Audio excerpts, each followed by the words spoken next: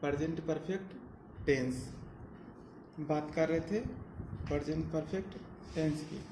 और बात करें अगर पहचान की, तो पहचान क्या होता है? चुका है,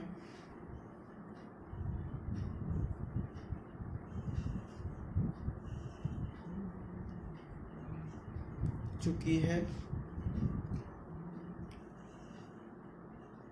चुके हैं। इसके अलावा अगर बात करें तो या है, आ है,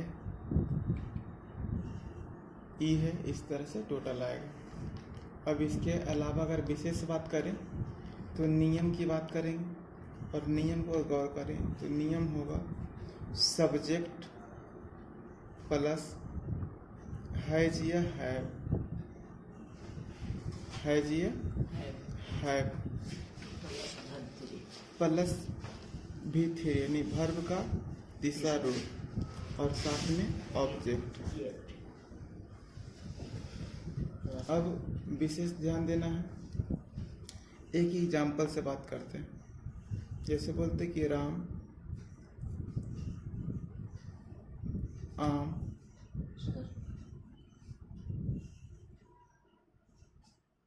खा चुका है, या बात कर रहे हैं राम ने आम खा लिया है, राम ने आम खा लिया है। तो यहाँ राम क्या है? सब्जेक्ट। तो सब्जेक्ट का काम सबसे पहले सब्जेक्ट के स्थान पे राम आ गया। अब सवाल आता है कि राम के अनुसार हैज या हैव में से क्या लगाएं। तो अभी हम चर्चा किए थे कि सब्जेक्ट अगर सिंगुलर हो, सब्जेक्ट अगर सिंगुलर हो, सिंगुलर कहने का मतलब क्या है? ही, सी, इट या कोई भी एक नाम, कोई भी एक नाम, यह सिंगुलर शब्द के रूप में, जिससे में द बॉय, द गर्ल, कोई भी, तो इन सारे के साथ में आपको क्या लगाना पड़ेगा? हैज लगाना पड़ेगा। क्या लगाना पड़ेगा? हैज। और तब वर्ब का तीसरा रूप यानी इट का भी होता है इटेन। क्या होता है? इटेन। और ऑब्जेक्ट रूप में ए मैंगो है, उसको आपको देना है। Ram has eaten a mango. लेकिन अगर सब्जेक्ट रूप में गलती से आपको मिल जाता है यू, बी, दे, आई, ये प्लूरल वर्ड के रूप में द बॉयज, द गर्ल्स, तो वहाँ पर हैज के जगह पर आपको हैव लगाना पड़ता है। हैज की जगह पर हैव लगाना पड़ता है। और बोल रहे हैं कि लड़के क्रिकेट खेल चुके हैं। लड़के cricket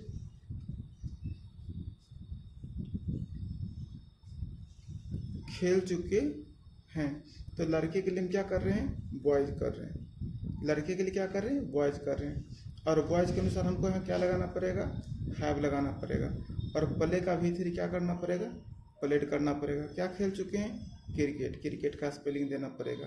boys have played cricket, boys have played cricket. यहाँ पर अगर इस लड़के को हम किसी चीज़ से जोड़ दें, जैसे में किसी कोचिंग के लड़के या किसी स्कूल के लड़के के बारे में अगर बात करेंगे, तो वहाँ पर हो जाएगा the boys of the make, the boys of this school have played cricket. Clear है? अब इसके आगे हम बात करेंगे तो हम चर्चा करेंगे 1 गुने 6 के ऊपर। 1 नंबर हम देख लिए। अब दूसरे नंबर पे चलेंगे तो क्या होगा स्ट्रक्चर? सब्जेक्ट प्लस हैज या हैव, सब्जेक्ट प्लस हैज या हैव प्लस नॉट, प्लस क्या आएगा? नॉट, प्लस भी आएगा और प्लस क्या आएगा? ऑब्जेक्ट आएगा। यहाँ पर फोकस फिर क्या करना है? सेंटेंस को नेगेटिव करने पे। जैसे हम क्या बोलते हैं? राम आम नहीं खा चुका है, राम आम नहीं खा चुका है। अब यहाँ पर क्या हो गया? नहीं के चलते सेंटेंस पूरा नेगेटिव हो गया। अब जब इसको इंग्लिश करेंगे तो क्या करेंगे? सबसे पहले सब्जेक्ट के स्थान पे राम का स्पेलिंग लिखेंगे। दूसरा काम क्या करेंगे? हैज या हैव में से कोई एक जो सब्जेक्ट के अनुसार आएगा। तीसरा क्या करेंगे? नेगेटिव के लिए नॉट का प्रयोग करेंगे। और तब वर्ब 3 मतलब इटेन का प्रयोग करेंगे।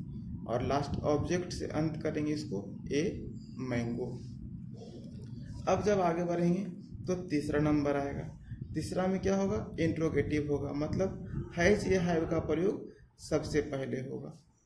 इसके बाद क्या होगा? सब्जेक्ट आएगा। सब्जेक्ट के बाद क्या आएगा? वर्ब 3 आएगा। और क्या आएगा? ऑब्जेक्ट आएगा। और इंट्रोगेटिव को लास्ट करने के लिए प्रश्नवाचक चिन्ह का प्रयोग करना होता है।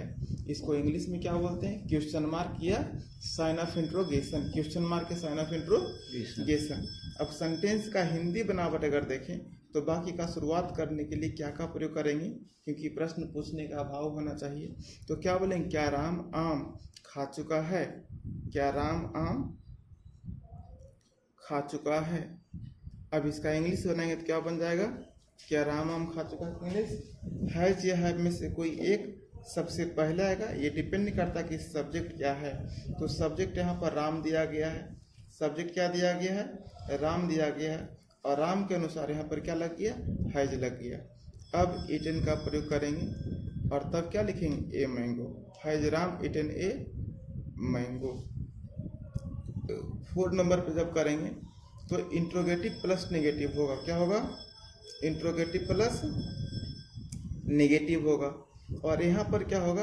हैज ये हैव के बाद सब्जेक्ट और तब नेगेटिव यानी कि नॉट का प्रयोग करेंगे, तब V3 का प्रयोग करेंगे और ऑब्जेक्ट देंगे और साथ में प्रश्नवाचक चिन्ह का प्रयोग करेंगे। अब विशेष तौर पे ध्यान क्या देना है? सेंटेंस के ऊपर। सेंटेंस क्या हो जाएगा?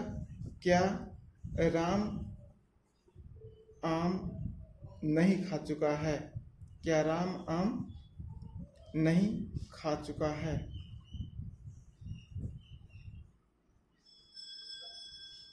क्या हो जाएगा English? Has Ram not eaten a mango. Eaten a mango. अब नंबर 5 पे जब चलेंगे तो क्या होगा? WH word. क्या होगा? WH word. तब हैज ये है प्लस सब्जेक्ट प्लस नेगेटिव के लिए ये वर्ब 3 और प्लस ऑब्जेक्ट और लास्ट प्रश्नवाचक चिन्ह। प्रश्नवाचक चिन्ह। अब सेंटेंस करें क्या हो जाएगा? राम आम क्यों खा चुका है? राम आम कैसे खा चुका है? राम आम कब खा चुका है? राम आम कहाँ खा चुका है? जो WH वर्ड अच्छा लगे, जो सेट करे, उसको सबसे पहले इस्तेमाल करना। तो यहाँ पर हमने कब का स्पेलिंग लिखा, कब का हिंदी लिखा है, तो कब के लिए स्पेलिंग हम यूज करेंगे फेन, और उसके बाद नियमतः हैज का प्रयोग करेंगे, सब्जेक्ट देंगे और V3 का प्रयोग करेंगे इटन, और तब ऑब्जेक्ट के रूप में क्या आएगा? A mango. Why has Ram eaten a mango. और तब 6 नंबर पर फोकस करेंगे। तब क्या होगा? WH क्वेश्चन प्लस नेगेटिव यानी कि WH वर्ड। तब आएगा हैज या हैव में से कोई एक। तब सब्जेक्ट नेगेटिव के लिए नॉट का प्रयोग आएगा, वर्ब 3 यानी कि मतलब वर्ब का तीसरा रूप और ऑब्जेक्ट देंगे और लास्ट क्या करेंगे? एक प्रश्नवाचक चिन्ह से। अब हिंदी का बनावट अगर देखें तो क्या हो जाएगा? राम आम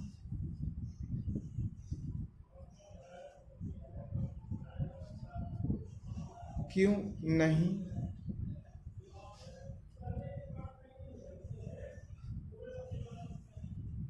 खा चुका है, यानी क्यों और नहीं। क्यों का स्पेलिंग क्या होगा? वाई। क्यों का स्पेलिंग क्या होगा? वाई। हैज या हैव में से क्या आएगा? हैज। सब्जेक्ट राम, निगेटिव के लिए नॉट और तब V3 आएगा यानी कि इटन।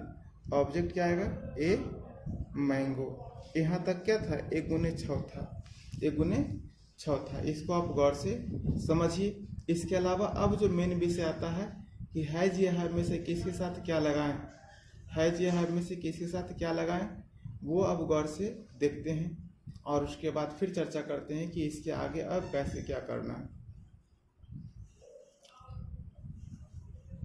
चलिए, तो हम शुरुआत किए थे प्रेजेंट परफेक्ट, जिसमें हम नियम को ऊपर फोकस किए थे कि सब्जेक्ट प्लस हैज या have plus V3 plus object होता है ना, और सब्जेक्ट के अनुसार हैज या हैव को लगाना होता है।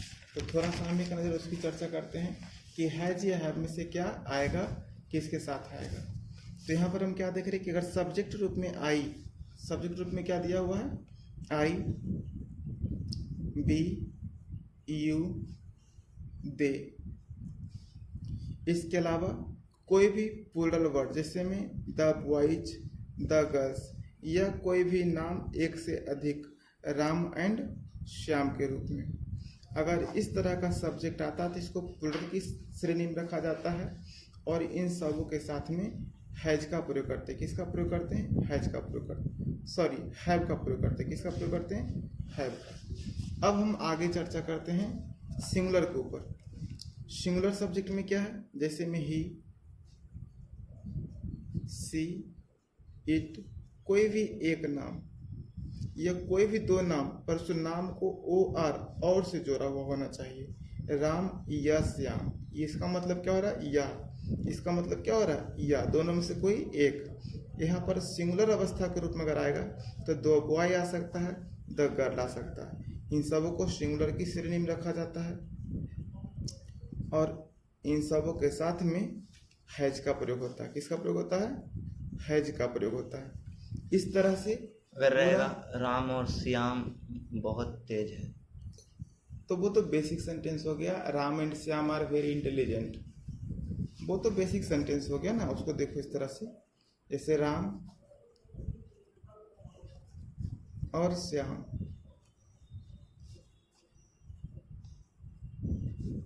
बहुत तेज है ना। तो क्या राम और श्याम एक से अधिक नाम हो गया, एक से अधिक नाम हो गया राम और श्याम।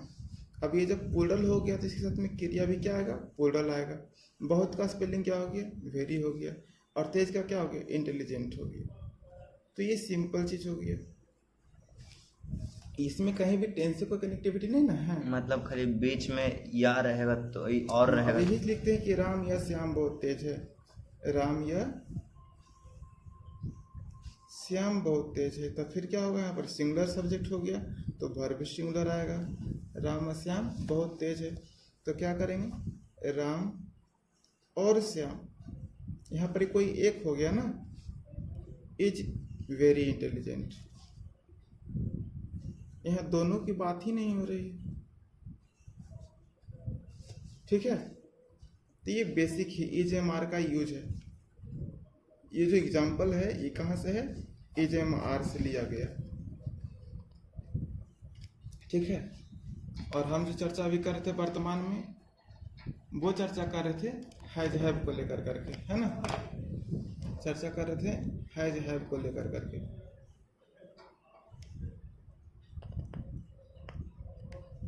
चलिए, तो इसी के साथ हम इस टॉपिक को एंड करते हैं। और जो भी एक्सरसाइज है वो आप किताब से निकाल कर करके बनाएंगे।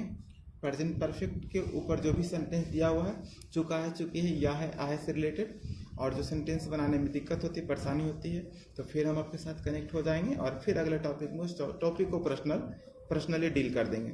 Thank you, wish you all the best.